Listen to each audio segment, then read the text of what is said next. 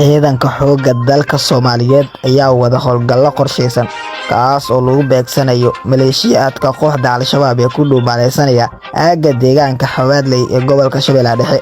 Howlgalkan ayaa qayb ka ah dadaalada joogtada ah ee lagu ciribtirayo kooxaha argagixisada ee amni darrada ka wada deegaanada ku teedsan webiga Shabeelle. Deegaanka Xawaadley oo hoostaga magaalada Jowhar ayaa ah meel istiraatiiji ah oo muhiim u ah isku socodka gaadiidka iyo isku xirka tuulooyinka gobolka. Ciidamada ayaa sameynaya baaritaano guri ah iyagoo hubinaya in aysan jirin xubno ka tirsan Al-Shabaab oo ku dhuumaaleysanaya goobahaasi.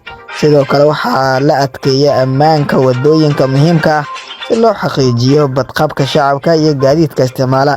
Saraakiisha hogaaminaysa howlgalka ayaa sheegay in ujeedadu tahay in la xaqiijiyo xasiloonida deegaanka lana burburiyo fariisimaha iyo godadka ay kooxdu ku dhuuman karto. Howlgalkani wuxuu qayb ka yahay istiraatiijiga guud ee dowladda federaalk Soomaaliya ay kula dagaalamayso khawaarijta si loo xoojiyo amniga guud ee dalka gaar ahaan gobolada bartamaha.